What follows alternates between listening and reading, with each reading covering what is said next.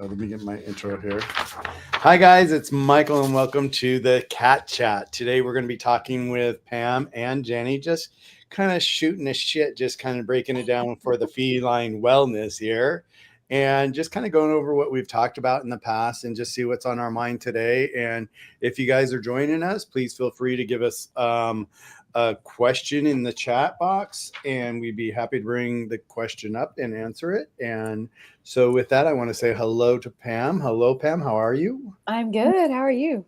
Good. How was That's your good. week? How's your weekend? It was busy, but it was productive. It was a productive weekend. You Was it know? good? Yeah. Yeah. Yeah. And Jenny, yours? How are you? How are you doing?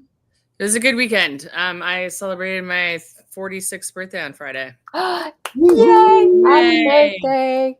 That's Thank you. awesome. So, are you a Gemini? No, Taurus. So you're when? Gemini is like the 21st. Okay.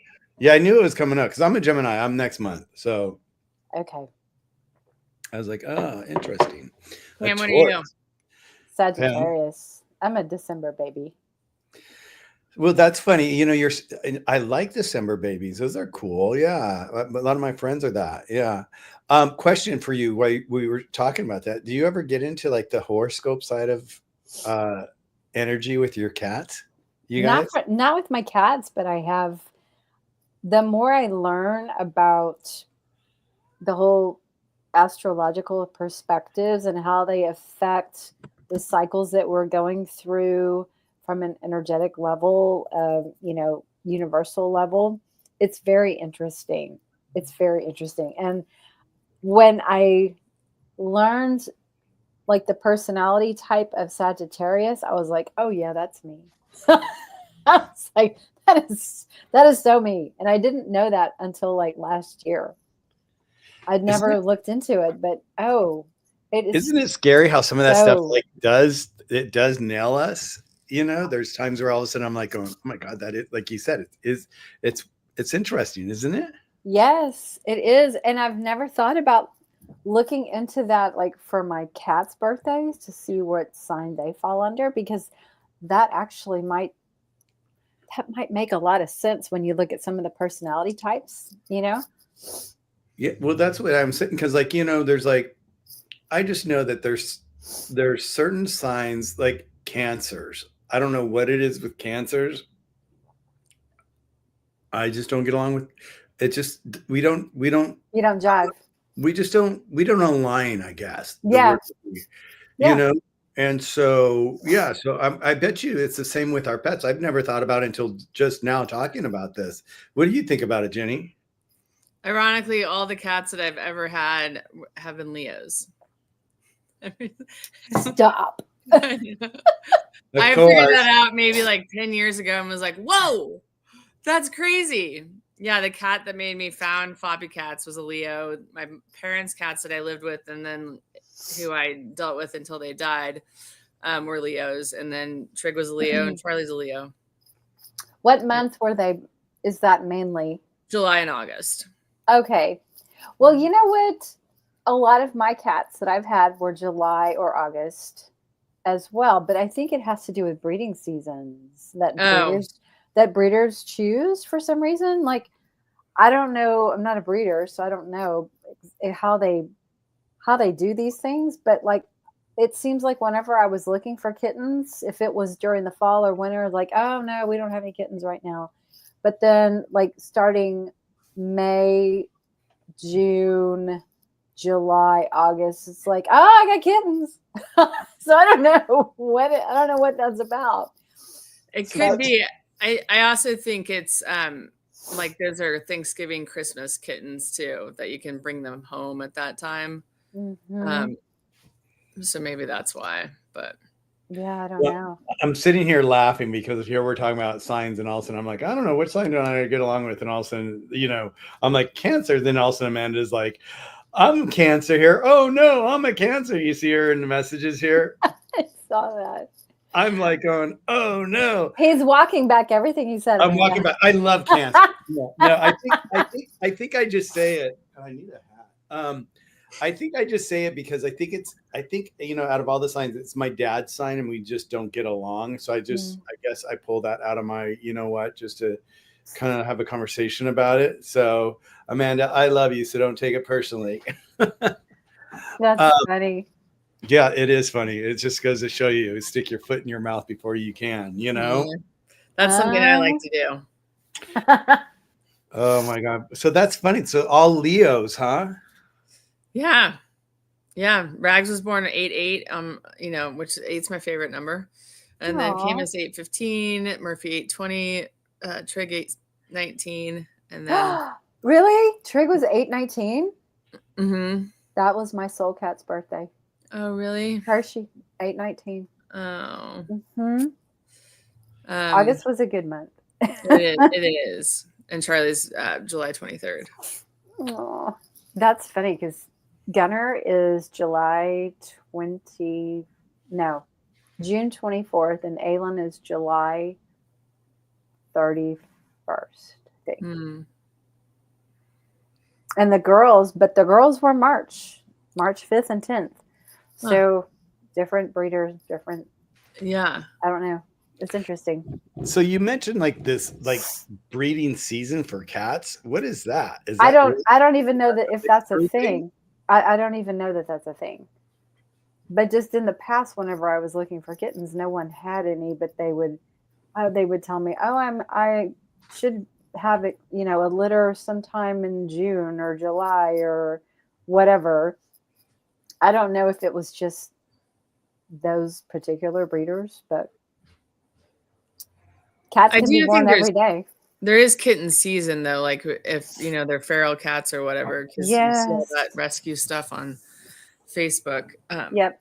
Which unfortunately I'm not very in tune with, but that is. I have to ask that question. I'm going to have to ask that question somewhere. Ask ChatGPT what it says. Yeah, that's exactly where I was going next. I'm going to go. Okay, let's say.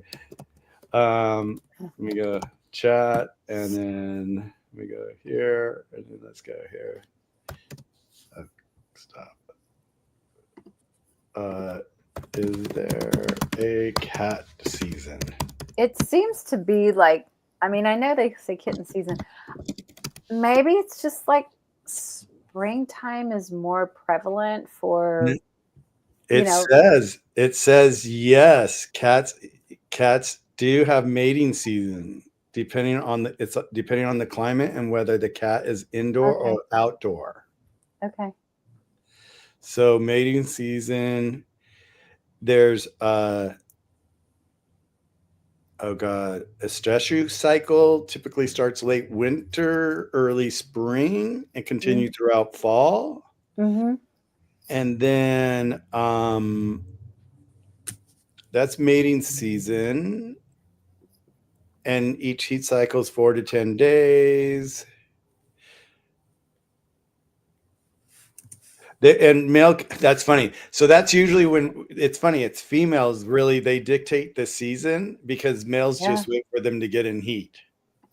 That makes a lot of sense. And if you think about it, like from when you look at growth seasons for plants, falls when everything is kind of dying and going into hibernation and leaves falling and trees are bare and it's cold ground. So it's kind of like this hibernation season, and then early spring, it's like things start to come alive again, right? It's like this rebirth, this renewal, this, even April 1st is really the first day of the year, not January 1st. So it's just interesting how animals kind of follow that same season. And if you think about it, if you're a pregnant mama, you wouldn't really want to be having kittens in January when it's freezing outside. If you're an outside cat, you would want to wait until it's warmer, weather conducive to raising babies if you're in an outdoor environment. So I think there's something really innately wise about the whole breeding season, mating season, whatever the cats go through. I'm fascinated by it right now. I'm like going, God, is there a cat doula that we need to be talking to? Maybe so. Oh my God. That is really interesting. Isn't that funny? God, you guys, I'm starting a new art project. I love just breaking into a conversation, right?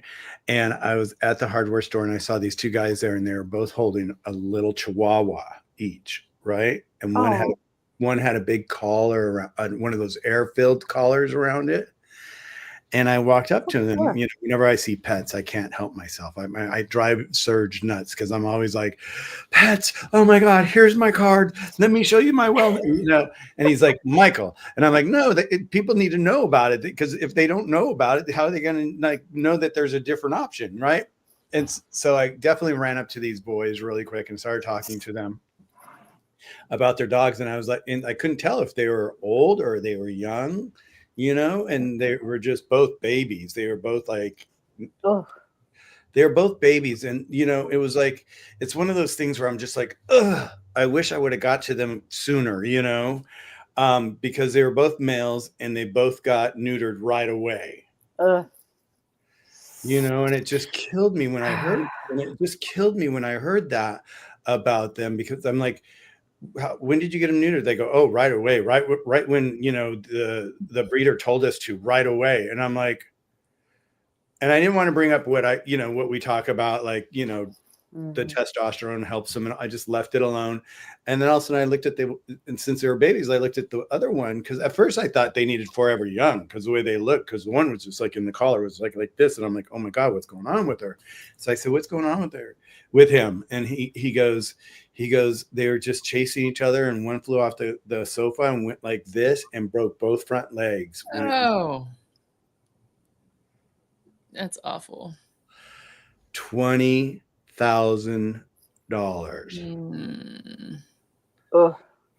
Thank God they had gotten insurance, and it kicked in 4 days prior to her breaking her legs. Oh my goodness, that's so lucky. How old is she? Or how old was he? The puppy. I think they were like, I mean, they looked like they were just able to go to the family's home. They looked that young. Wow. They didn't give me months, they gave me weeks, and I forget what the weeks were, but it was just way too early, one, to get neutered, and two, for the poor dog to have to go through this, you know. And they were, you know, actually that's a good segue into like what we're talking, you know, holistic breakthroughs is like our company's the holistic breakthrough. And so I shared our company with them, of course, and they're like, oh my God, thank God you're here. Because I instantly, I always carry a bunch with me, and I hand it out to people where, you know, when I feel, you know, the situation calls for it. So I gave them a poo-poo problem. First during the conversation, I gave them a poo-poo problem just so they had it for their toolbox. And then I gave them, what else did I give them? Oh, then I asked about the dog, about what was going on. And he talked about the legs. And I was like, oh my God. So I gave ouchie. And they said, oh my God, thank God. They go, you know what? We've been looking for something different than what our doctor gives them, because they've given the gabapentin and the dogs. He said she just, I keep saying she for some reason. He just hates it. It makes him so stupid that it makes the situation worse, because then it makes like they need the collar on him. So it just goes to show you what you know, how much we can do for our pets if we really just step back and just, you know,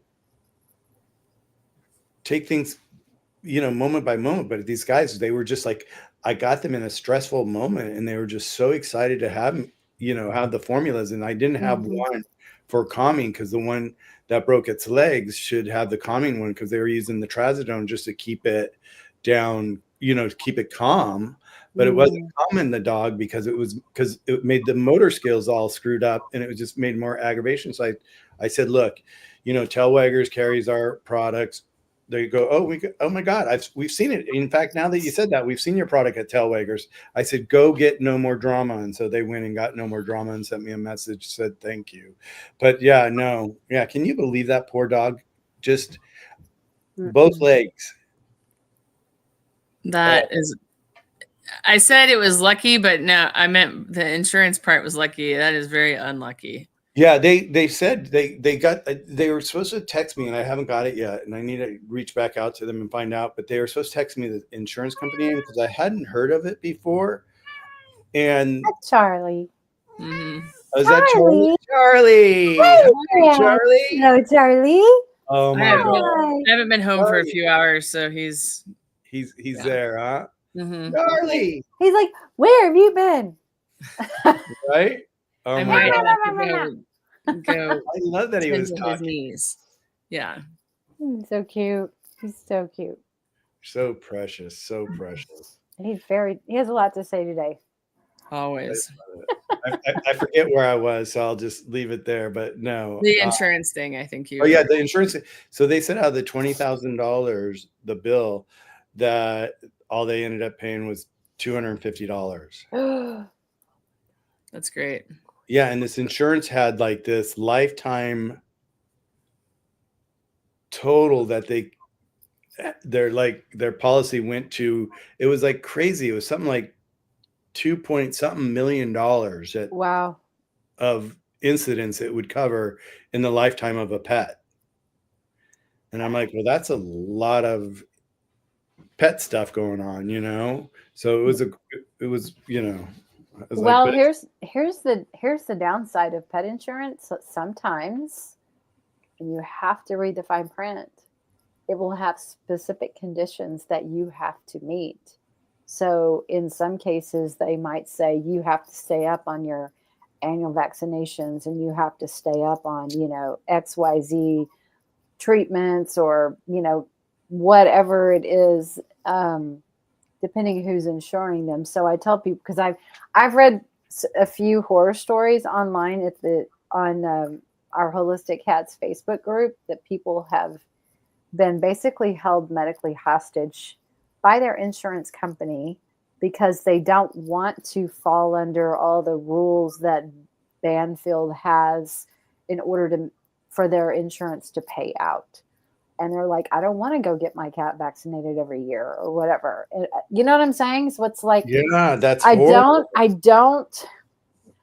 I mean, yes, it's a blessing to have insurance if it covers stuff, but you just have to be careful, because you don't want to be held hostage to do certain things that don't align with you and how you want to raise your cats if you get that insurance. So just read the fine print, people.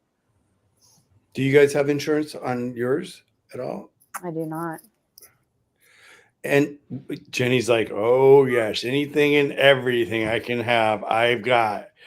She's got a bulletproof vest for him when he goes outside. I wish. My sister adopted 2 rehomed ragdoll cats, and their owner had health insurance. And I think my cats were like 5, maybe, when she got her cats. And that timing isn't right, but whatever. Her cats are younger than mine. And she got them when they were like 1 and 2 or something like that. Mm-hmm. And the previous owner said, do you want me to transfer ownership? And so my sister asked me, should I do it? And I was like, I don't know. Our vet at the time was like, find out what the premium would be and put that away in a savings account. And then if you need it, you have it. If you don't need it, you still have it. And I don't know why, but she went ahead and decided to keep it. And lucky that she did, because one of those cats that she has, she's still alive, ended up having a benign tumor explode, and like basically her insides were leaking into her abdominal area. And she had emergency surgery at 3 a.m. that cost $10,000. And my sister has Healthy Paws for her, and it was Healthy Paws that covered that. She ended up paying $1,000, and Addie's still alive, which is great. And so that whole experience, and it was in the summer, so I was walking around the area outside with my sister at 3 a.m. when that was happening, and I was like, I think it's time to get it for Charlie and Trig. And literally, I got Nationwide, and Charlie's insured through Nationwide, and Trig was too. But I mean, like, Trig's whole death debacle a year ago was $8,000. And they covered 90% of that. So it takes Pam has the tools not to need that kind of stuff, but I don't. So it really is dependent on like what you feel comfortable with. Mm-hmm. I think I'll always probably have it, but Nationwide has actually been dropping a bunch of people. They just dropped my sister because she had Nationwide for her other cat, and they dropped my mom just here recently. I don't know why they do it, but knock wood, haven't dropped me. Yeah. That's so weird. They didn't give them a reason, or they just didn't tell you? They haven't, but I mean, I've heard it across the board. Like they dropped my aunt who lives in Missouri. We're all Kansas. And then another gal like in Indiana. So it seemed like it has to do, insurance coverage has a lot to do with your state. So like if you had Charlie in Texas, the premium might be different than it is in Kansas. Yeah. How's your hair? Should we take you? It's a mess. I don't know what happened. It's like I don't know. It's like a total mess today. I'm like, I haven't looked at I've been working like and sweating and doing all this, and I'm like looking at myself. I'm like, oh my God, I need to go get a hat. I think you look cute. You look hip. I look hip. Yeah. Is that what it is? Is that the look? Is that going to help me? Maybe. Okay. Yeah, I think so. Okay. So Banfield isn't one I'd ever do though, because it's a PetSmart.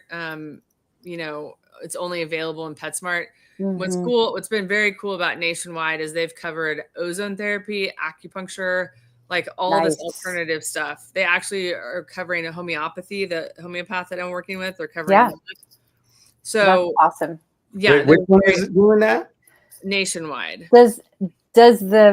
Does the homeopathic vet have to accept insurance, or does the insurance company reimburse you?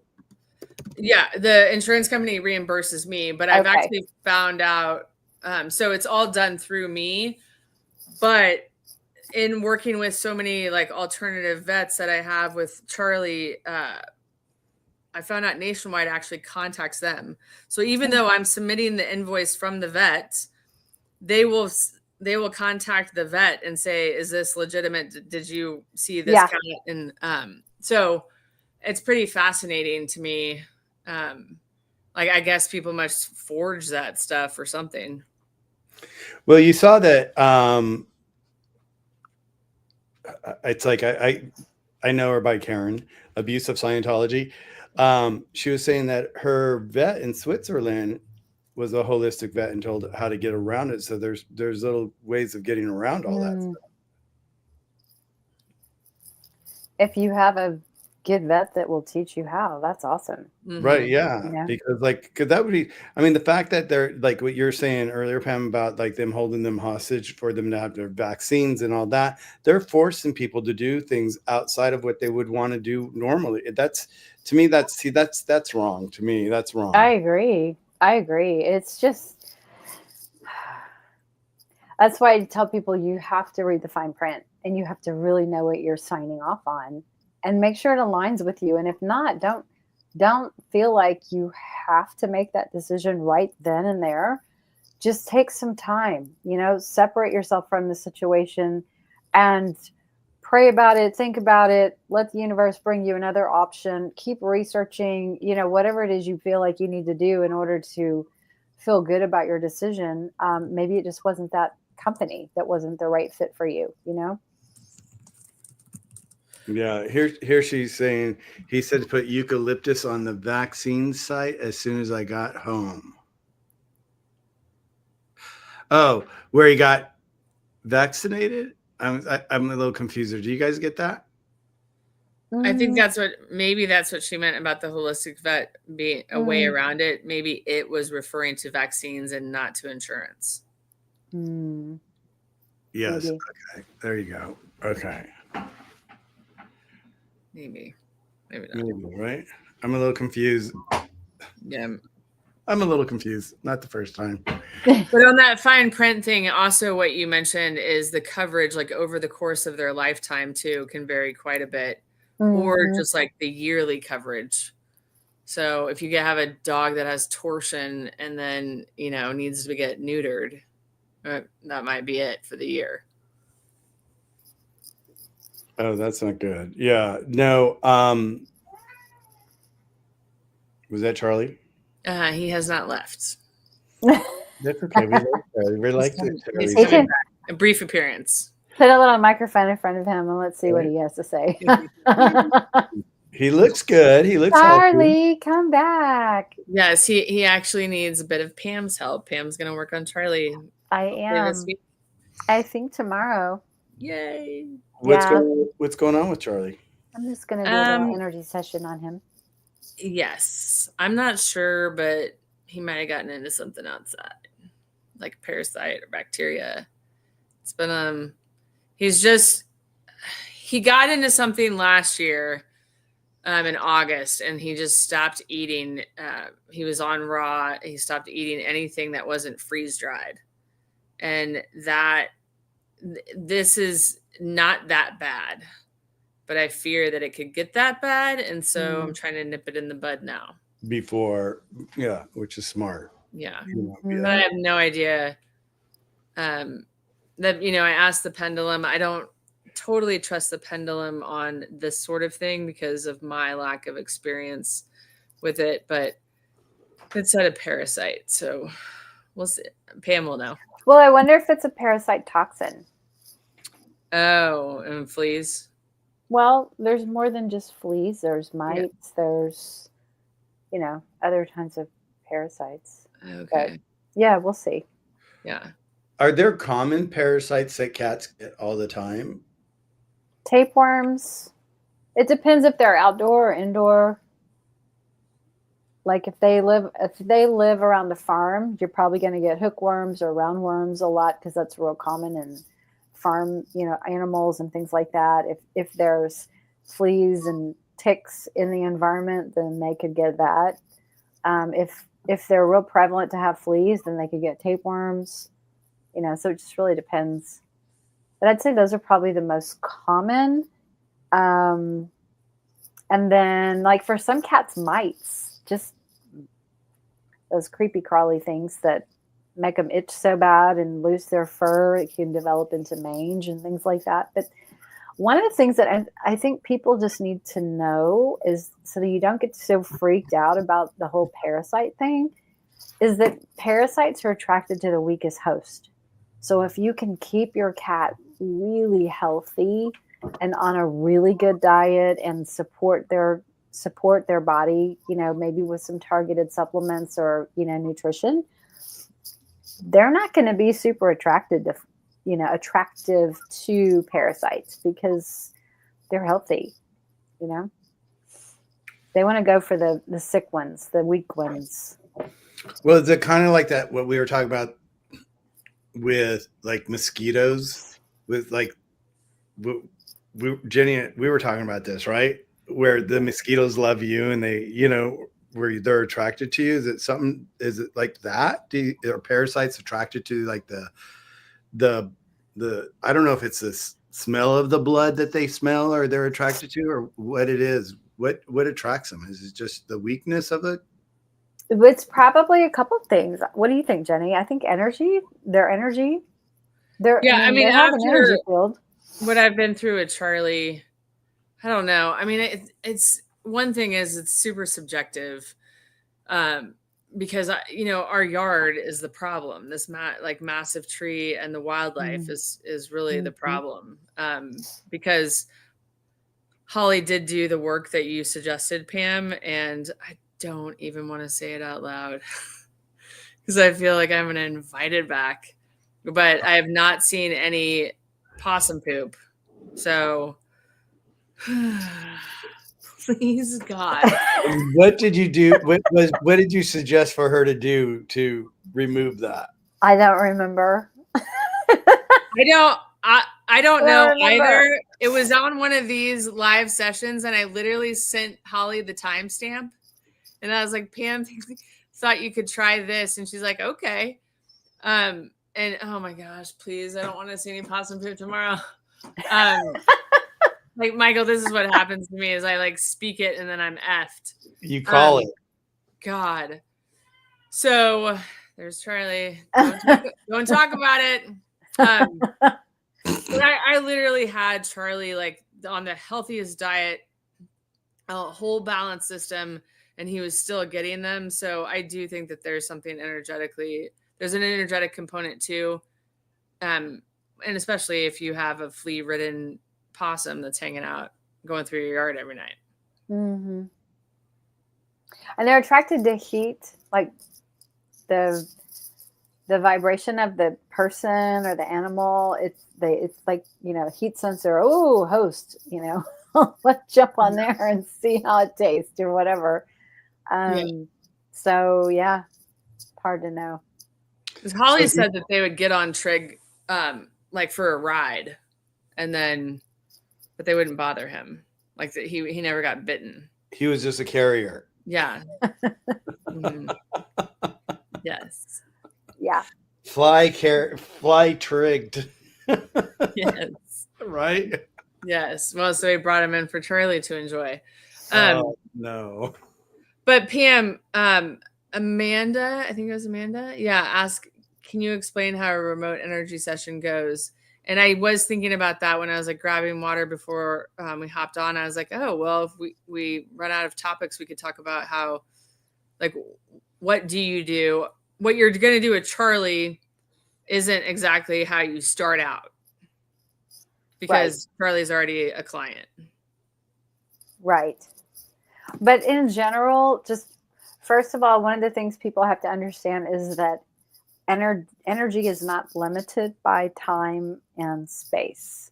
Those are temporal restrictions that we put on things so that we can kind of relate to things a little bit better. But when you're dealing with energy is frequency.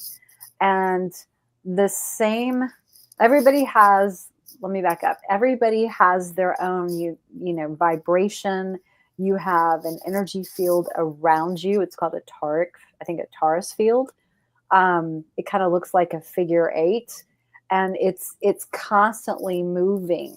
And so we all have this energy field around us, and pets do too. And so because energy isn't limited by time and space, this is part of quantum physics and quantum coherence and quantum entanglement.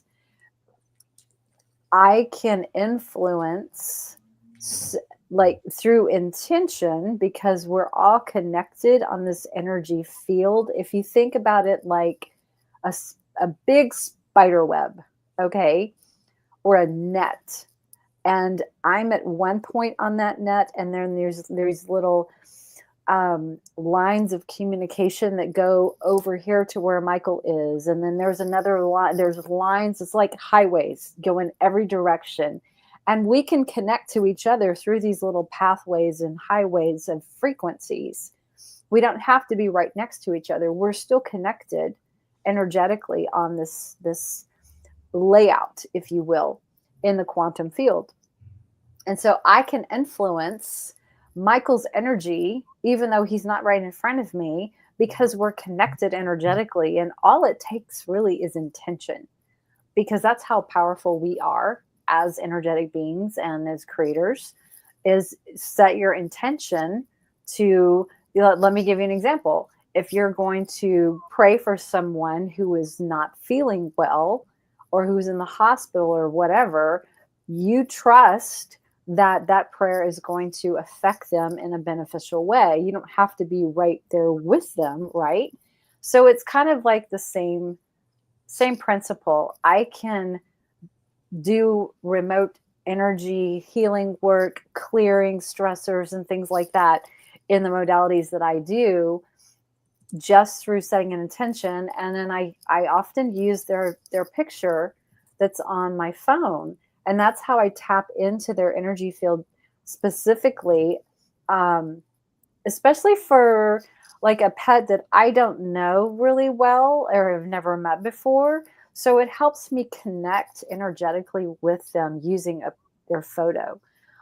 Like if I'm going to do work or do some energy testing or muscle testing on my own cat, I don't have to use their picture because I know them. I know them so well. I just think of I just say their name, and it's that resonance. Or I can think of their think of their photo in my head, think of them in my head, and I have this picture that's already connecting me energetically with them. It works the same way for pets who have passed, because they're just in a different form, but their energy still exists, right? So we can connect with them. That's how animal communication works. It's all telepathic. So I hope that answers the question. It makes sense, because I've worked with Liz, and I don't know her last name, but she's got her podcast is Talking with Dogs, and she's a communicator, animal communicator, and it's usually after the pet has passed, and she's been on my show many times. And when I was on Clubhouse, we used to have a room called Grief is Love, and she would have the person, instead of having, because we only had our faces on a little icon, on the page, she would have them change it to the pet so that she could see the pet to tune in to the pet's energy. And it was amazing. And it's like, and if you think about it, it's like, how many times in life have we personally thought of somebody, and then all of a sudden, look at how cute he is. I know. I just want to do this. I want to, I just want to like grab him, hug him, and just squeeze you, Charlie. Charlie, I want to squeeze you. Yeah, you might meet Chucky if you squeezed him. Oh, really? Is he a little Chucky? Yeah, he can be. He can be a little Chucky sometimes. Yes. Oh, really? But he's a cute Chucky. Oh, no, I mean, only with me when like I'm giving him fluids, and I'm causing a little bit of pain, but yeah. But at the vet all the time. Yeah. But so when I was like, but I was saying, like, even like with us, it's like, we'll think of somebody and all of a sudden they'll call us. Yeah. Out of the blue, or you'll be thinking, like, it happens to me all the time. I'll be thinking of someone, and all of a sudden I'll be somewhere, and also I'll run into that person, and I haven't seen this person in like 5-6 years, and I'm like, I was just thinking of you the other day. So yeah, energy is like, and I love, like, for me, it's like my mind is very visual. And like when you were talking about the spider web first, and then you went to the net, I totally love the spider web, because the spider web's so flimsy and so light that if you do touch it over here, it immediately feels the vibration over here. Yes, the vibration, and that's how the spiders get its food. It's like they feel that vibration, and they run for the attack. Yeah, when something gets trapped in it. It's very interesting.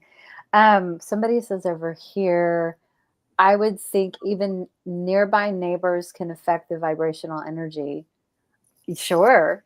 If they are constantly playing loud music and causing commotions outside, and you can't sleep at night, well, yeah, that's a very negative vibrational frequency coming from next door. And absolutely, if you want to check it out, how does it make you feel? Are they affecting your energy? Are you completely neutral and not even, bothered by it? Are you like hyper focused and angry? Because that's just the easiest way to check, how does it make you feel? If you're like, what are you talking about? I don't even notice anything. Well, then it's not affecting you. But if it is, that's proof right there. So yes, it can affect everything in your environment, can affect you, your pets. Everything is energy.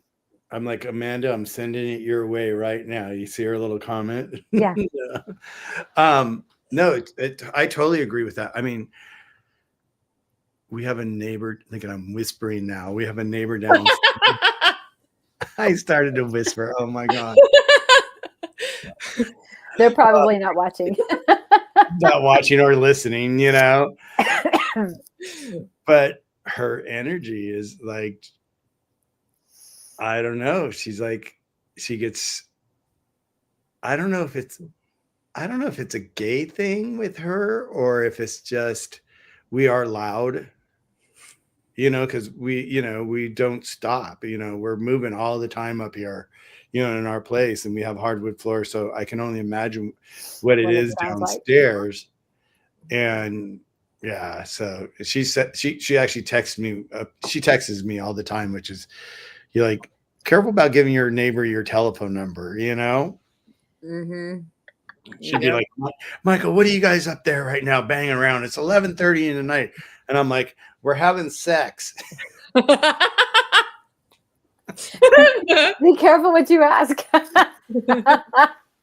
She was like, Yeah, right. It's like, oops. Like I would really pick up the phone to answer a buzz while we're having sex, you know? Right. Right? Oh God, I could have some fun with you with that. Oh, I'm holding back. Believe me, I'm holding back so much tonight. I don't know what's gotten into me tonight, but you've said a couple of things that I was like, it's like, okay, we were talking about insurance, right? And we're talking about your sister's cat, your you know, her insurance counselor and all that, and then then your your aunt's cat insurance got canceled, but you didn't say your mom's cat's insurance got canceled, and you said my mom's insurance got canceled. And I can't say what I was gonna say. What came to my mind. I was like, I have to say it, but should I say it?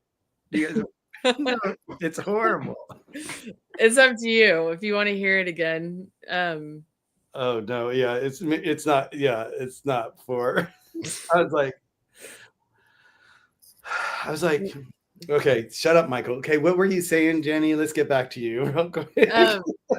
My mom's on Medicare by the way, so she's good. It was her dog. Well, I was thinking about her pussycat. I figured that out. Yeah. Okay. Got canceled. Exactly. Oh, sorry, Mom. One thing, like I thought it's funny how you like Pam explains all that, and you're like, oh, that makes sense because Floppycats. When I started in 2008, I was really focused more on the ragdoll breed because that's what I had at the time. And so it was more about connecting with ragdoll cat owners and stuff. And then the more you learn about cats and everything that, you keep bringing up, Michael, about food and vaccines and all that kind of stuff, my interest in what I want to put out there has shifted. Mm-hmm. So now when people come to me and they need help, I will refer them to Pam, especially if it's something that like their vet can't figure out or whatever. And I have had some folks come back to me and be like, Jenny, I'm religious and I don't know if I trust this energy stuff, or it's a little out there and I don't understand what she's doing.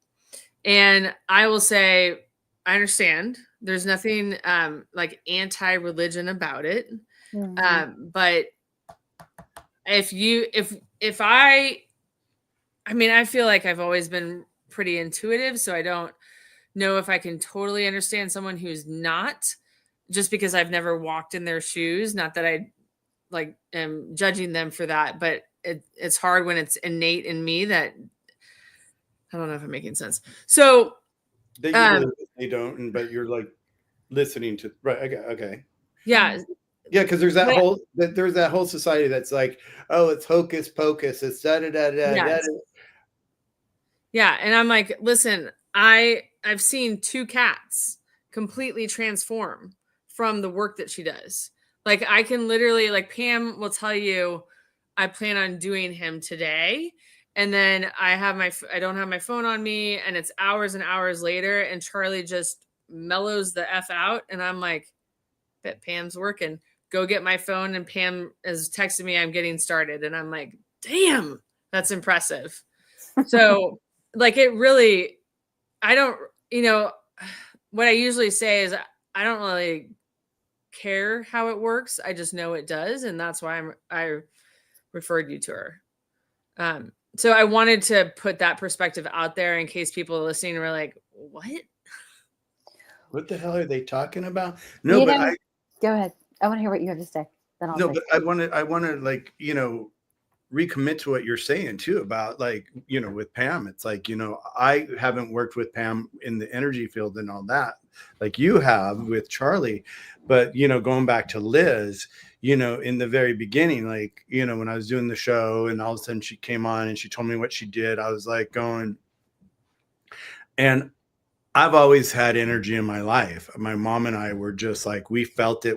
We were thick. Our energy between us we knew exactly what we were doing at all times. You know, she was just like, it was crazy. And that's where I just really learned to accept it and embrace it and just allow it. You know, I think a lot of people that come from spaces that don't have in the paradigm of their family, they don't allow it. They never have allowed it. They've never believed in it. So it gets passed down.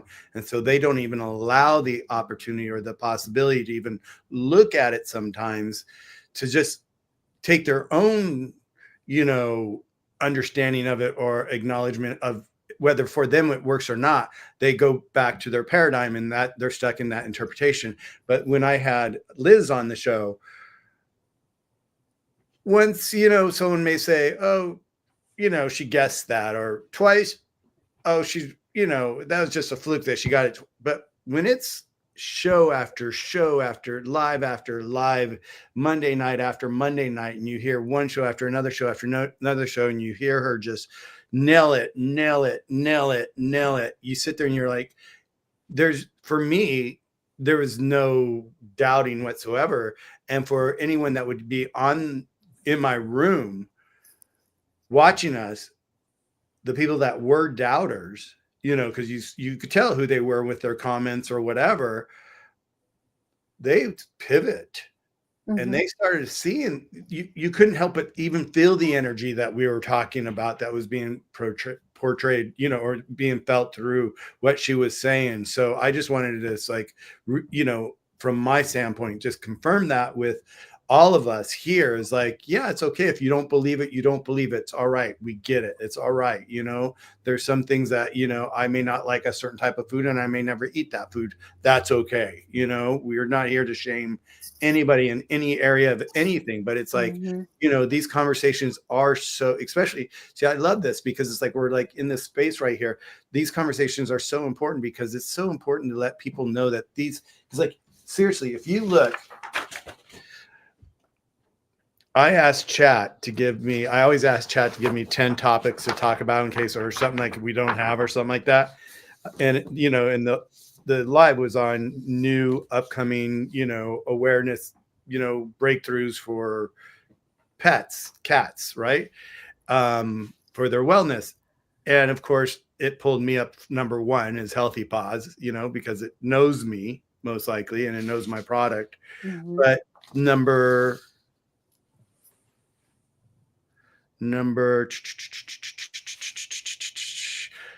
6 is vibrational homeopathic remedies energy.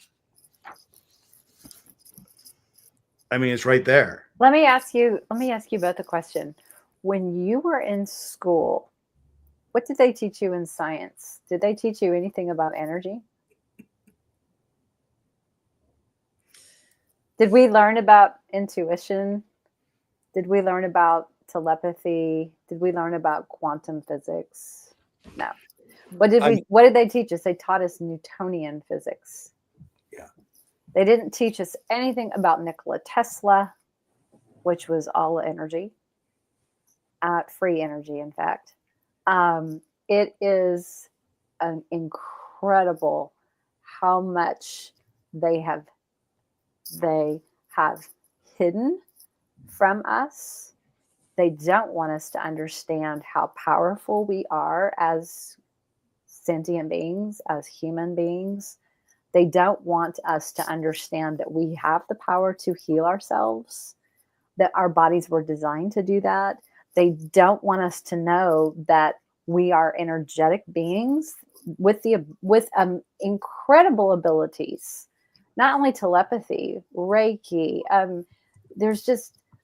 There's so much about our world that we have not been told, because if we knew these concepts, if we grew up living these concepts and learning these abilities, the controllers of the world wouldn't have control.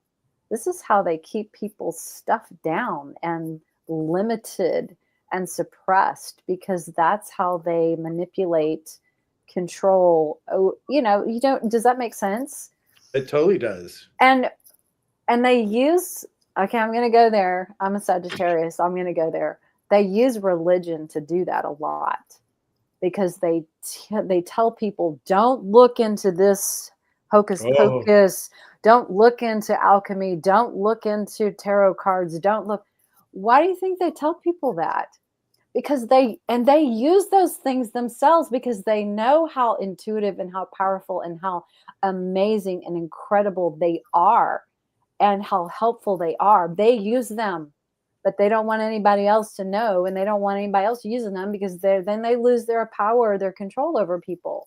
Yeah. So it's no different when you learn to look at things through energy and frequency, because at the end of the day, we are spirit. We're just a bunch of balled up energy and protons and neutrons and electrons put in a meat suit, right? When we die, our soul does not die. We live on. Our body decomposes, but our soul is a living being that never dies.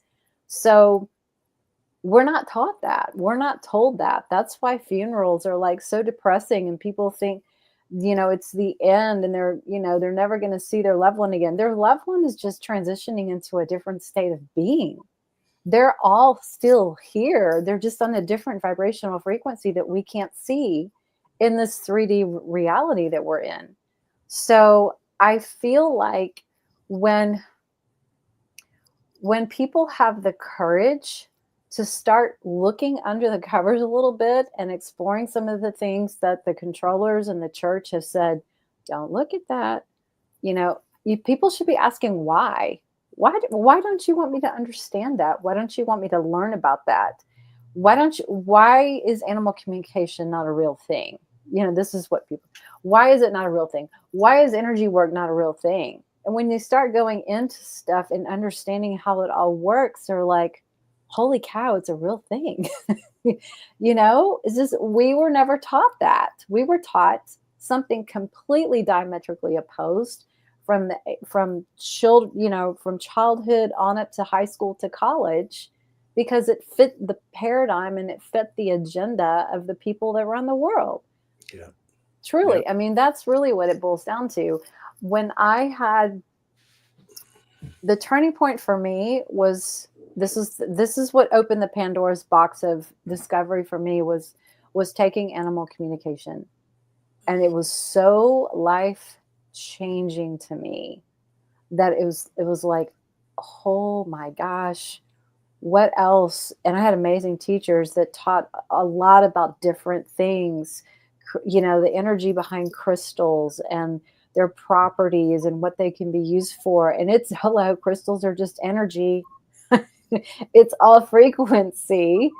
Music is energy. It's frequency. So sound healing has a place. Homeopathy is energetic. It's not the actual substance. Anything over 12C is not, there's not anything of the original substance in it. It is all energetic. What does that tell you?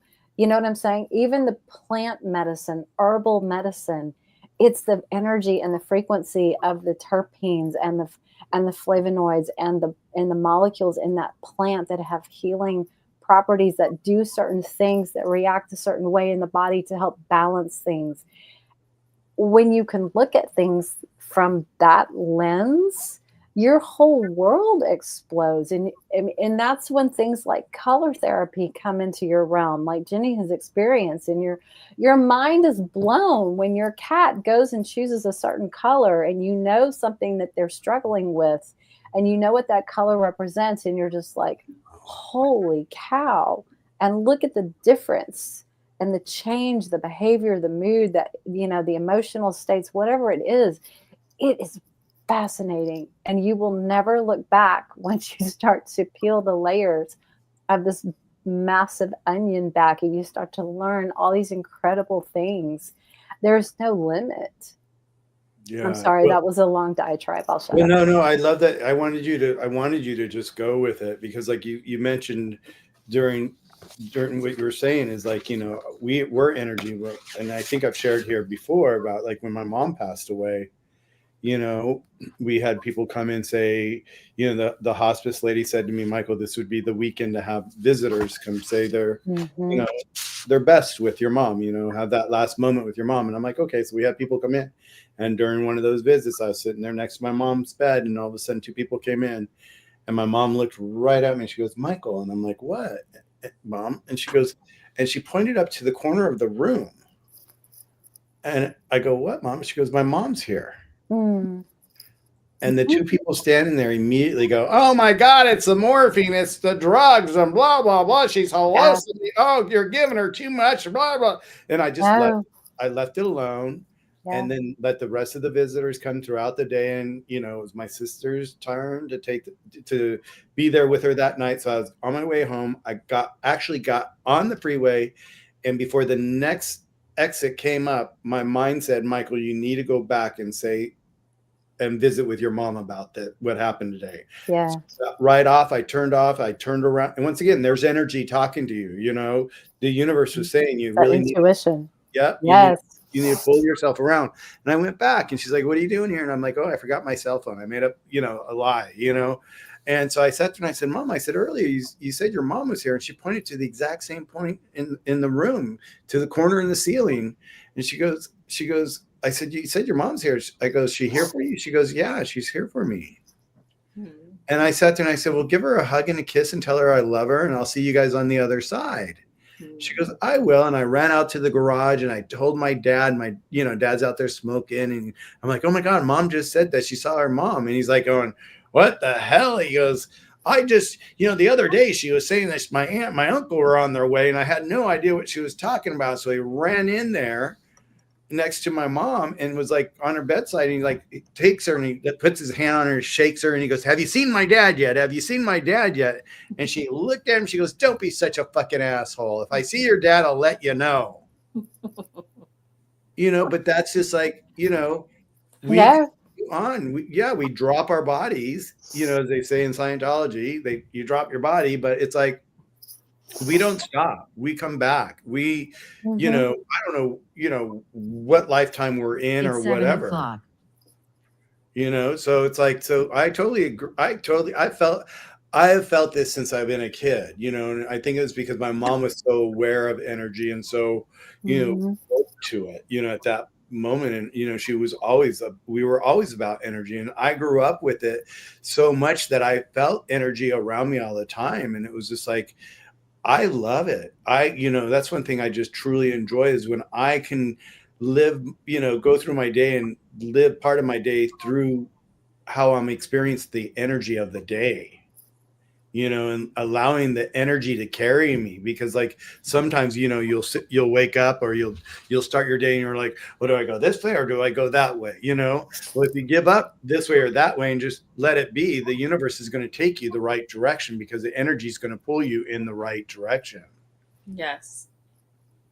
Yep. Yeah. So yeah, I love what you're doing, Pam. And I think it's like, you are like, what you're doing is one of the top new holistic things people are doing in the world these days for wellness for their pets, and that's why I have this damn show, the Pet's Journey is like, no matter what we talk about, no matter what, if we can just help one person, this one show, that's all it takes. It's just someone just to be awakened to the idea that there's other options out there. And normally it's right in front of you. If you quit looking everywhere else, it's going to be right there. So, yeah, it's pretty wild. I have to share this with you. It's kind of funny. I was doing one of my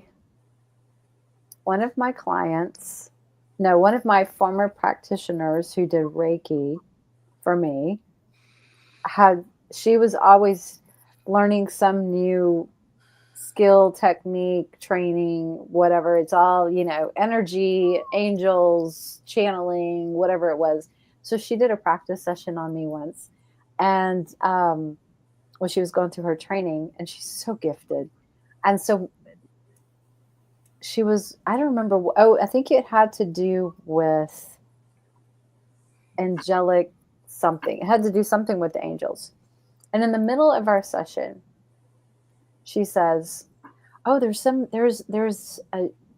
a gentleman here. I think it's your dad. He just comes in.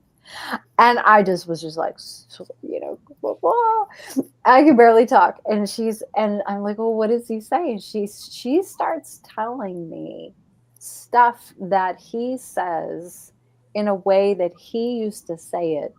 She would never have known that. Yeah. But he was, one of the things she said I remember was, he goes, it was something about, I'm so proud of you. I've been watching, you're doing so well, and I'm really proud of you. And he was never one to be really verbal, about showing affection and love. And I guess it was just a generational thing. So to hear all those words from him was very special. But then he started talking about my mom, and he said, your mom was your mother. He's always like, he didn't call her mom. He says, your mother was always my rock. And it was the way, the words that he chose to specifically say, that I knew he was coming through for real. And it's funny, it was a very soul touching experience for me.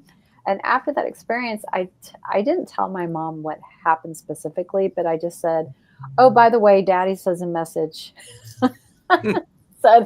He said you were his rock and he loves you very much, and whatever. It was so long ago now. But she never questioned. It's like, I think part of her was just like, okay, honey, okay, honey. But he's like, give your mother a message for me. And I'm like, okay, I will. And I did. And she was just, she didn't respond with curiosity or questions. And I think she's just like, okay. Like, they don't even know how to respond sometimes. Right. And then it was like a few years later, I think I may have been here on his anniversary of his death or something. And I knew he was here because one of my cats were freaking out because of the spirit. I'm like, oh, it was the anniversary of his death. I'm like, so I was muscle testing, who's here? The cats know it's my dad. I'm like, hey, Daddy, what you doing? How you doing? And so I sat down and I just started literally what they call free writing. Just, okay, whatever comes. And it was just like pages of like whatever he was saying to me was coming through my pen.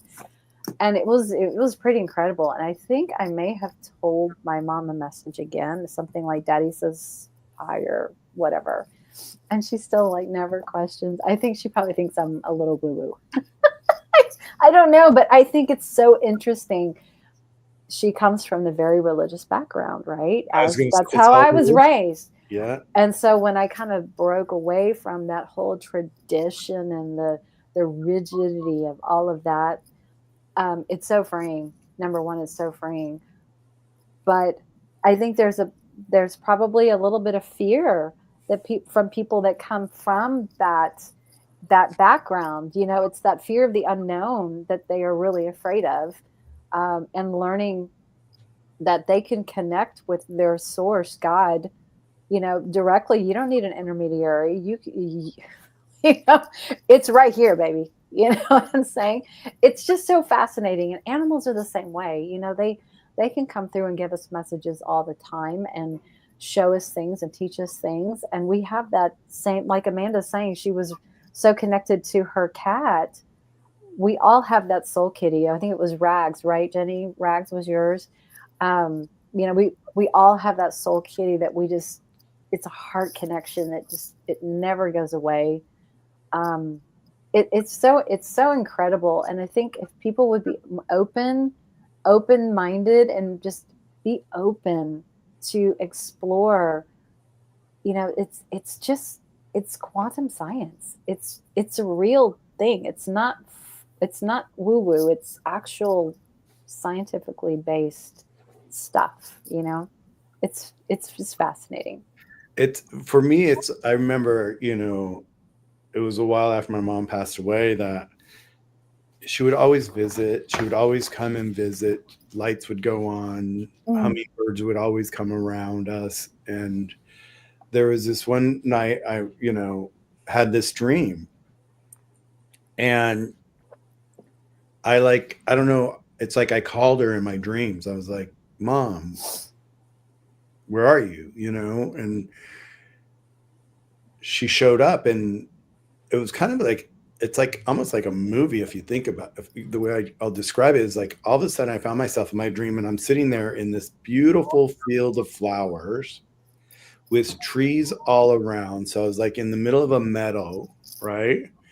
And it was all flowers, yellow flowers too. For some reason I just remember like dandelions everywhere, the yellow, on the ground, and just green trees and just beautiful blue skies, and just I could just picture it to this moment. And it was like the oddest, most weirdest thing inside the dream. It's so perplexing for me still to get my head wrapped around it. Is all of a sudden we were walking, and I'm like going, and I'm like, well, I was just saying how much I missed her, and I loved her, and and she goes, oh, she goes, well, just know I'll always be here.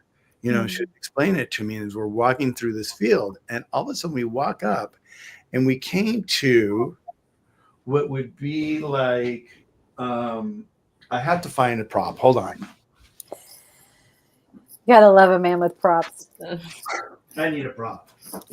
So like, picture this container here, empty, right? Okay. It's like you got it?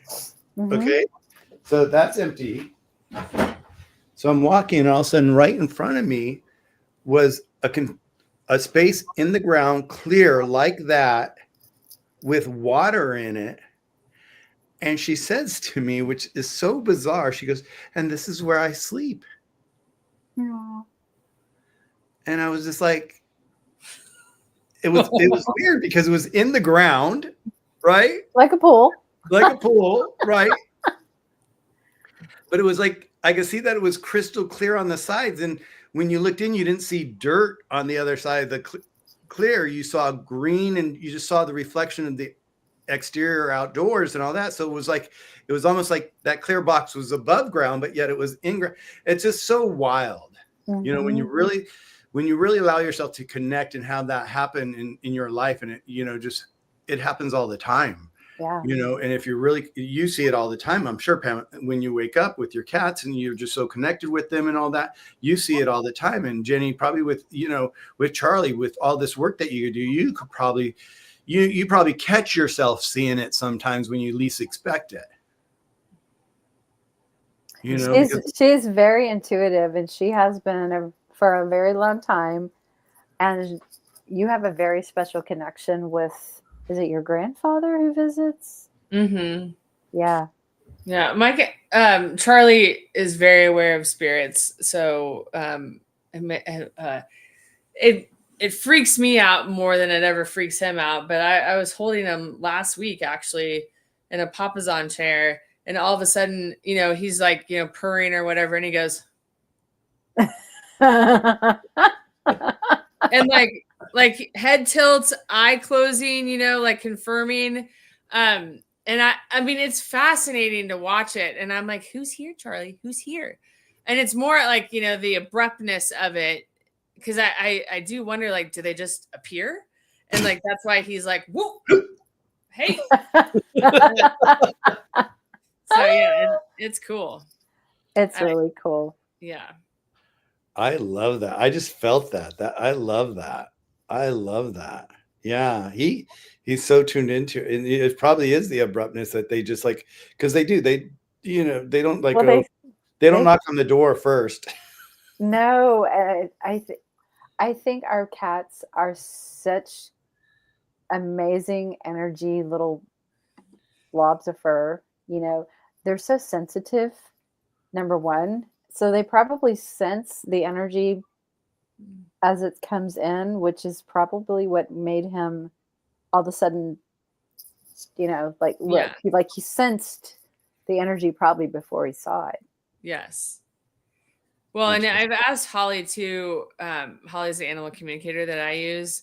And I'm like, sometimes Charlie's just like it's more than dazing off, or it's more than daydreaming, which I also wonder if what we're doing when we're daydreaming, what is our like energetic being doing when we're doing that? Why are we doing it? Anyway, speaking about like it's fascinating to me, Pam, when people don't ask why, because I ask why all the time. So Holly explained, oh, he's, astral traveling. And I'm like, I'm sorry, what? And she's like, some cats do that and really like enjoy it. And that's all he's doing. And I was like, huh, okay. Well, more power to him. I think we do that in our sleep. I was just going to share that ever since I've been a little kid, my dreams have been so vivid and so realistic. And I've always enjoyed my dreams. And I've always said as a kid, and I say to this day, it's like, I believe I'm living another life in my dreams because I go back to the same dream and I pick up right where I left it. And if I get up in the middle of the night, it's hard for me to go back to sleep sometimes because of my hip being in pain. So I'll be up for a while. But when I go back to sleep, I'll pick up where I left off in that dream. And I'm with loved ones, I'm with friends, and I have this whole different life inside of it's wild, but I think it's all energy. And I think I am playing in a different sphere of, the levels of energy, whatever whatever case that is. So I totally agree with you. Well, I've heard that our souls actually don't sleep, right? So when our bodies are resting and sleeping, our souls go travel and do those fun things and go have different experiences and learn and connect with other beings, light, whatever. Travel more probably in a 4D reality, but who knows? Maybe they go into 5D and higher. Don't know, but I totally believe that. It's fascinating. Michael, have you ever done a psychedelic mushroom? Yes. I actually texted this question to Pam the other day. And the reason I texted it, Pam, is because a friend of mine has been doing them and sharing with me the experiences. Like, they're very spiritual, what she experiences. And I'm like, shoot, maybe I should try one. Michael, what was your experience with it? Well, I think you hit on two things there. Okay. Is that I think people do them for fun, for joy, for an activity, to be with other people, just as partying and all that. And there's one thing that I've felt around doing that aspect of it. But then there's another aspect of it where you do it for the reason of connecting to the outside, to the other, universe, to all the universes that are out there. Yes. And so when I would do it mainly for that reason. Like, I've done Ebola, okay, where we have a shaman come to the house and we sit in, and it's not a fun thing to witness. Okay. It's like a ceremony. Yeah, it's a ceremony, and you have we'd have maybe 5 people, because the shaman can only hold space for so many people. They can't hold tons of space. So, and what she does is she go around, she talks to you first, and then she gets to know you and knows about what about your, what are you seeking out of this moment? The session. This session. What are you looking for? And you share that with her, and then she'll then ask you about the intensity and all that. And so then what with the frog is it's frog poison, right? And they sit there first, they burn you. Okay. They burn you first. And with that burn, then they take the frog venom and then they put it on the burn. And it's either 1 dot, 2 dots, or 3 dots, the strength. Okay. And it sounds weird. And then what's really wild with that is that it takes a while. She'll start with one person, start going around the room. And by the time she gets halfway around the room, or, close to halfway around the room, you start to see the first person start to get the sensation happening and the traveling going on. You get sick. You have to have a bucket, and you have to have us feel comfortable enough to be able to run to a room if you need to use the bucket at one end or the other end. Okay. It's part of the process. It's part of the cleansing of the process. But when you're done with that process, your connection from what I've experienced, the connection to the outer world that we don't live in physically, is just unbelievable. And you walk away with such, it's kind of like detoxing almost. Mm-hmm. You know how when we're talking about detoxing metals out of our bodies or detoxing chemicals out of our body, it's really kind of detoxing your system in itself of just old junk energy and all that. And you're just kind of releasing all that shit back out to where it came from, whatever, and allowing the new stuff, the openness, you're opening up and allowing the new energy to come in. Now, when I was partying with it, it was just a fun thing. And it was very, for me, it was very sexual and very like, ooh, dancing and just, Burning Man, we did it at Burning Man and all that. And so it's like, so there's two different ways of doing it. And so both ways, the fun, the partying way is fun, but I personally like the real traveling intense and being there and actually visiting and just doing it for that reason. Yeah. Yes. That's my interest in it is, Have you ever done it? No. Yeah, I mean, psychedelics are, the mushrooms nowadays, it's so easy to find nowadays. I've heard. Yes. Yeah.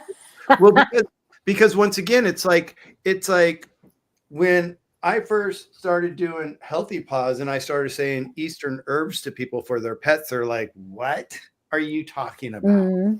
Chinese herbs for my pet? What are you talking about? Right. And then once they start using them and start to see the effects, they're like, holy shit, of course, Chinese.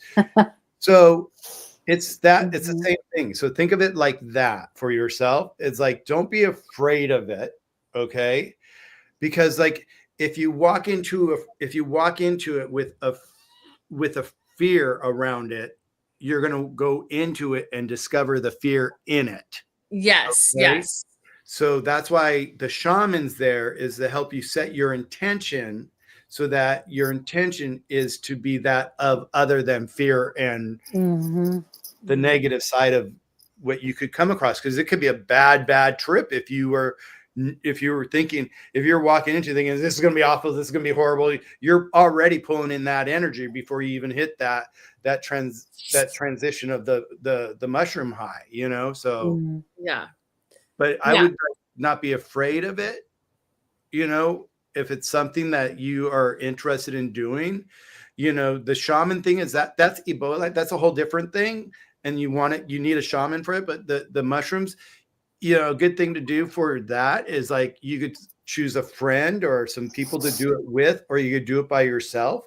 And if you do it by yourself, find a place that you like to be in, maybe outside of your house, maybe like if you like hiking or something like that. Don't go for a long hike, but you may not find your way home. Right.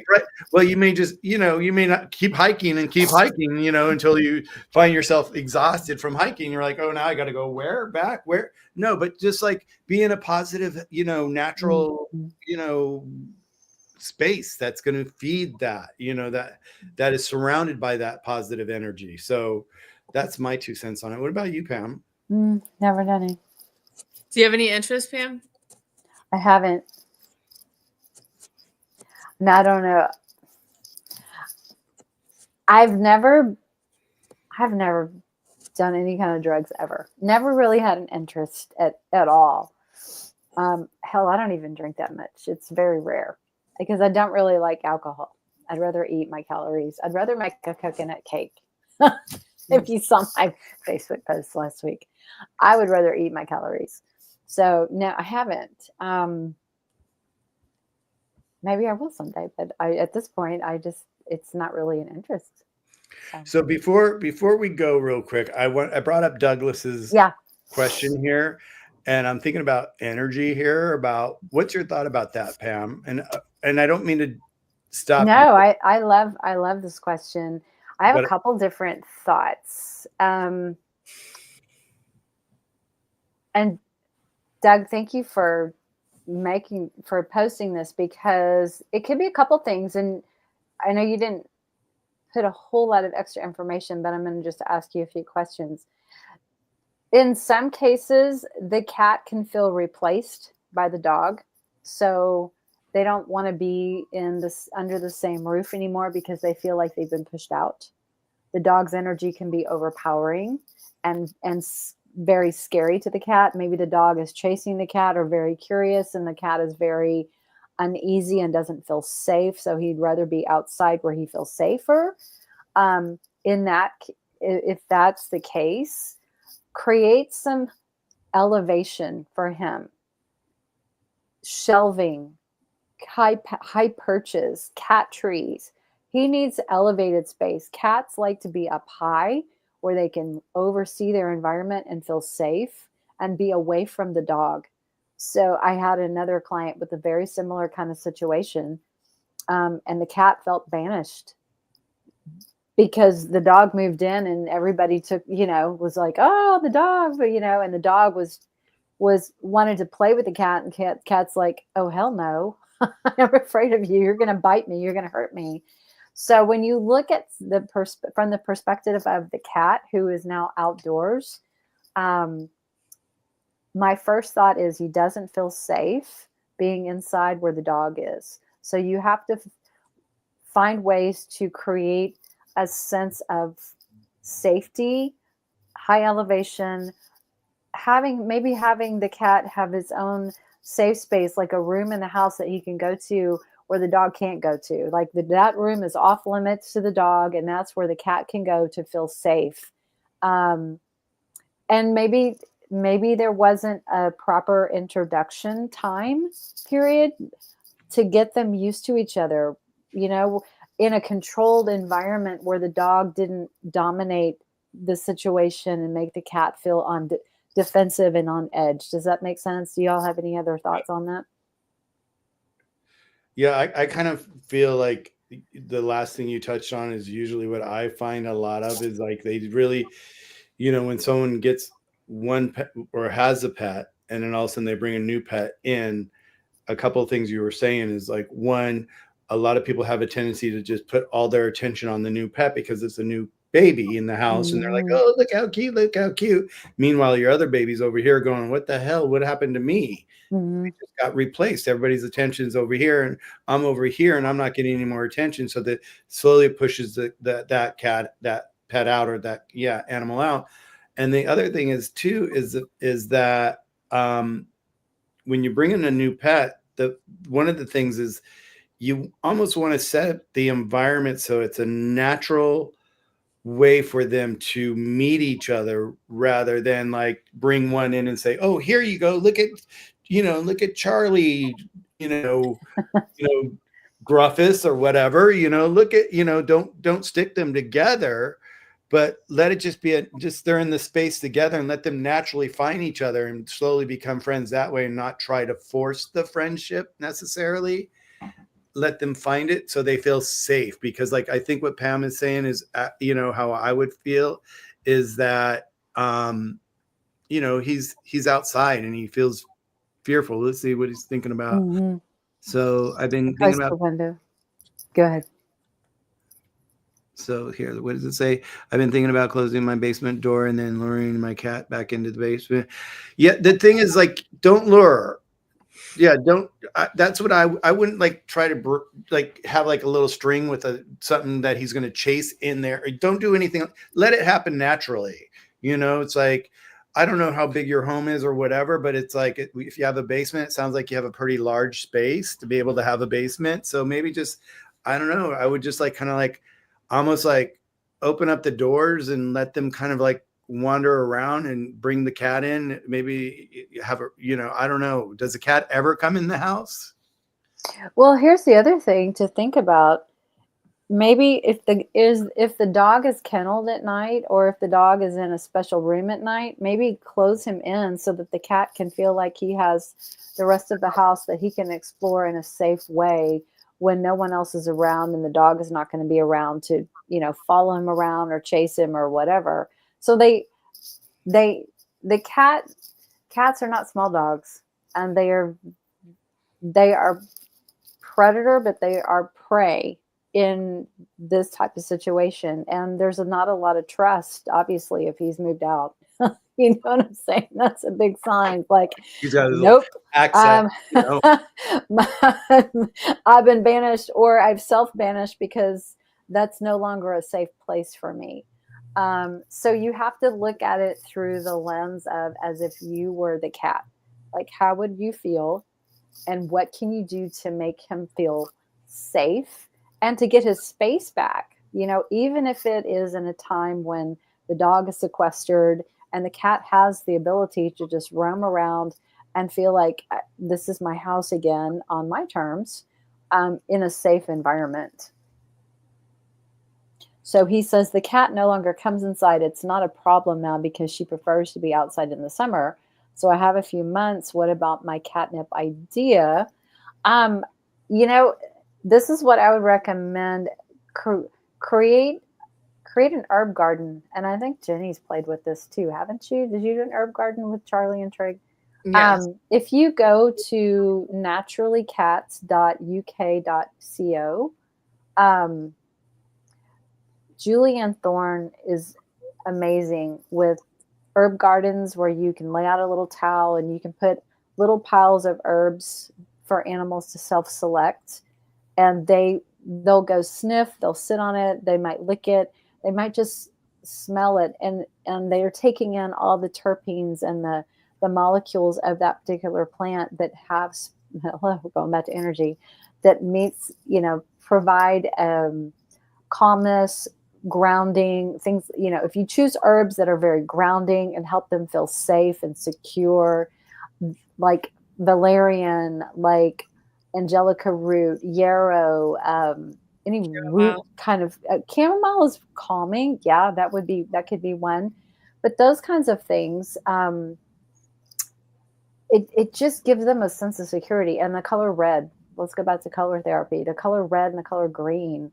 Red is very grounding. Green is very, provides a sense of security and calm. So you could put little color swatches, a dish towel, a t-shirt, or whatever out, and let the cat just select to go sit on that color. And they're basically taking in that frequency, and that frequency has certain properties to help them feel safe or grounded. So it's fascinating to watch.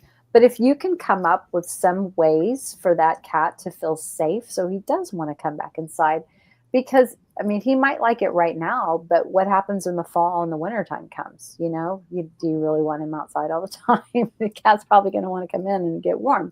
So starting now to look at things through the cat's eyes, see what you can do to start creating a safe environment for him to be able to come in. And if he wants to go out again, great. But just so that he knows that he's not banished, and it can be a safe space that they share. If that makes sense. Yeah. I agree. Those kind of comments are really hard because we don't know we don't know the whole story. Yeah, you don't know like what size the dog is, what size the cat is. Mm-hmm. You said another dog, so there's already an existing dog, I would think, a resident dog plus the new dog. What was her dynamic with that dog? Like, there's so many more questions that need to be answered to understand that. Did that dog bring another energy with it? Does the house need a clearing? Is that dog standing at the entrance of the house when the cat's trying to come in? Like, oh man, that's a lot. It can be a little complicated. He says, "Thanks, guys. I just subbed." What does that mean? I don't know. Oh, he says, "I now have 9 dogs and 5 cats." Oh my God, Douglas, you have a zoo. Oh my gosh, love it. God bless you for taking in all these animals. Yes, but look at like the dynamics of the personalities and the energy. You know, because every pet's a little different. So honor their differences and what makes them unique and special. Oh, subscribe. Thank you. Oh, great. Like, I don't know what that means. Yeah, there's just, you have to look at each one as an individual. And you know what would be really fun, Douglas, do an animal communication session and talk to your cat and talk to the new dog, or, you know, whoever you want to talk to. It would be very enlightening for you to hear what they have to say.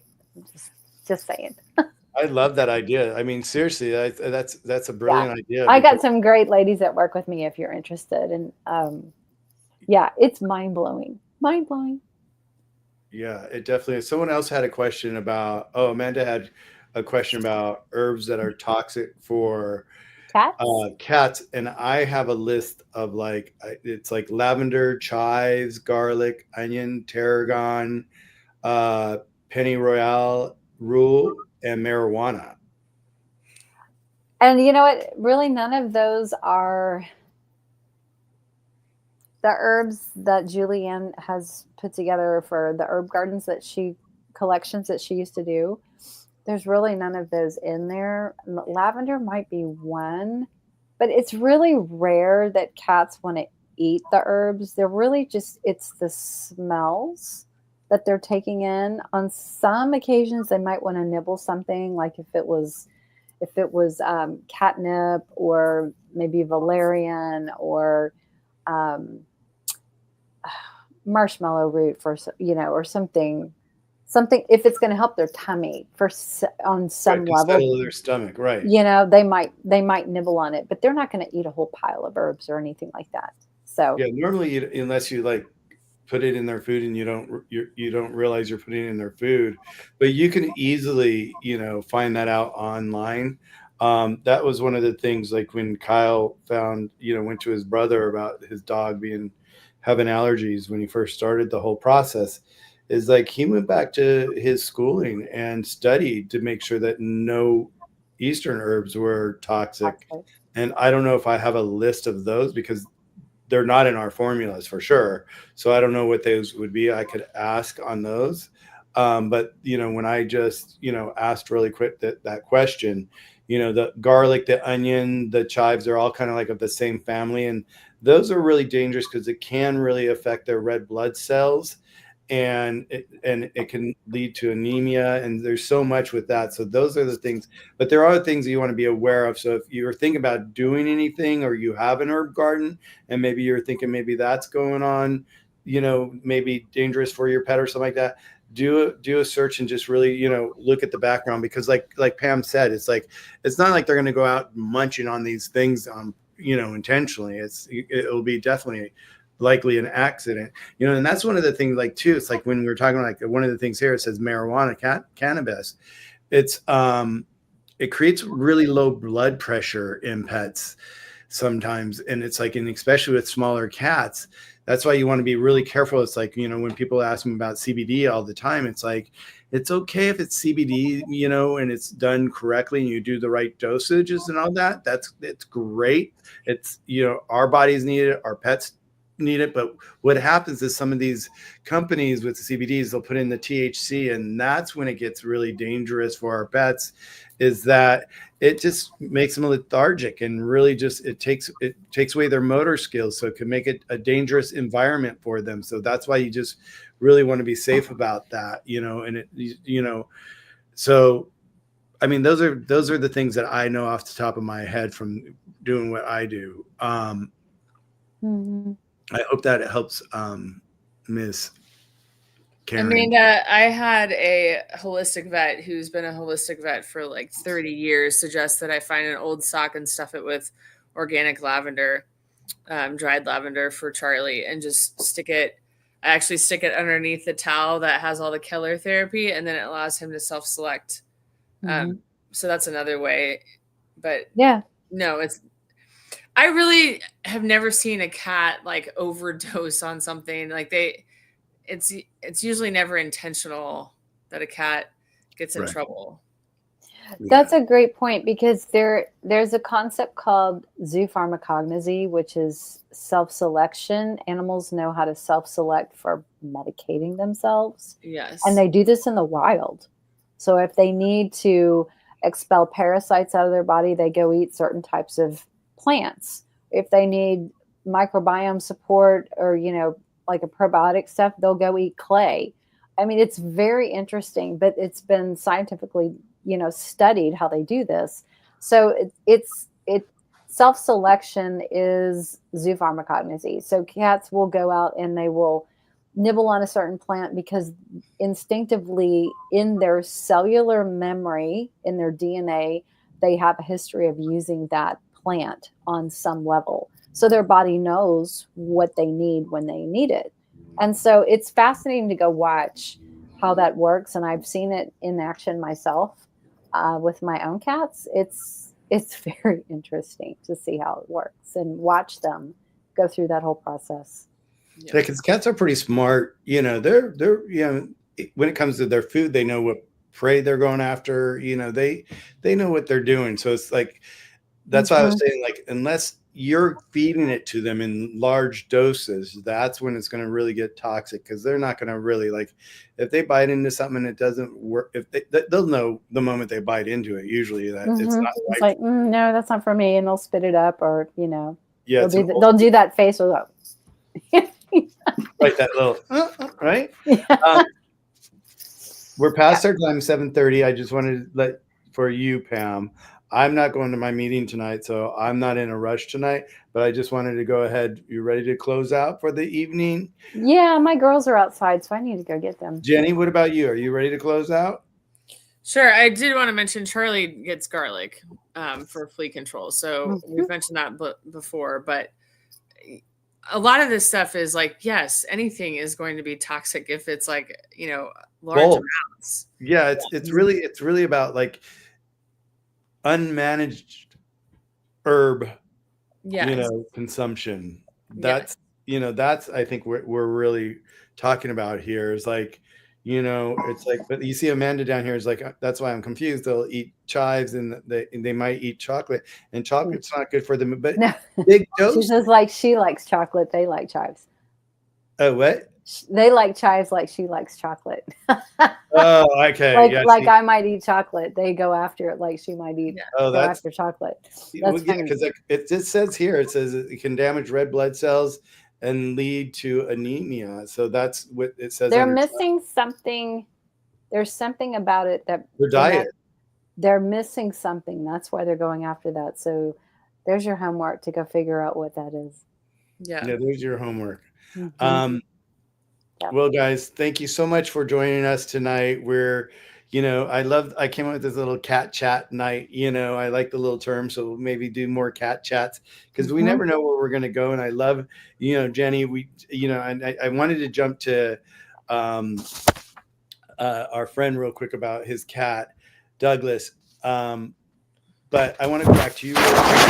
Like, if you have a feeling that you want to do something like that and try it, don't be afraid. Just be aware, be knowledgeable. That's all. Yeah. My only fear is like where to source it from to know that it's going to be safe for me to ingest. Like, that's my only fear. But yeah, because my friend grew it. What's that? The friend that has done it, like, went ahead and grew it. Like, a lot of people do. Well, like, someone here just said, Amanda said, one of them said that, about microdosing, and a lot of people are doing that these days, where they're actually microdosing, and they wake up in the morning, instead of them taking other meds or whatever, they microdose the mushrooms, and it helps them with their day. And I've seen people in that microdose, and they just, it's a game changer for them. Yes. So don't be afraid of that. So I just wanted to get back to you real quick with that. Okay, guys, everybody in our stream, thank you guys so much. Douglas, thank you for coming out. Everybody else, Karen, Amanda, everybody else that's been here today, thank you so much for joining us as usual. We'll see you guys next week. Pam, Jenny, I adore you ladies. Thank you so much for your knowledge, your wisdom. You're very welcome. Thank y'all for coming. I mean, seriously, look at this hair. I don't know. I like your hair. I feel like I've gotten glimpses of you as a younger Michael tonight. Oh, really? Interesting. Have you been detoxing? What is in there? I wondered what was in there earlier. Surge, since Karen. Wait, no, not. Was it Karen? Not Karen. What was your friend's name that got on with? God, the vet. Me? Dr. Judy. Morgan? Dr. Judy. Since I was on with Dr. Judy, we've been on this health kick and just really eating. And so Serge has been looking up all these different recipes. He's actually got one water right now in the refrigerator that I don't like at all. It's got like garlic and ginger in it. It's very blood tasting, but it's really healthy for you. And then this one here is mint. And I don't know what all he puts in here, but I really like this. It's got lime, it's got ginger in it, it's got mint in it, and he's making all these really incredible, powerful drinks for us. And he actually makes 4 of these for me to drink a day. Oh my gosh. So you're going to the bathroom all the time too? I'm peeing all the time. Yes. But yeah, no. And yeah, so, and I do feel I just went today and I went last week. They're giving me shots in my hip right now to help with the pain and all that. And it is helping with the pain. So my distraction is not there. And so I feel more present as well. So yeah, you look younger to me tonight. Ooh, I like that, Yeah. Ooh. It's hard. I'm telling you, it's work. So, well, everybody, thank you. Have a beautiful night, ladies. I will. Y'all too. Thank you. We'll see you next time. All the kitties and everybody, thank you in our chat. We'll see you guys next week. Have a beautiful weekend, and we will see you guys soon. I'm Michael, and we are out. Bye, y'all.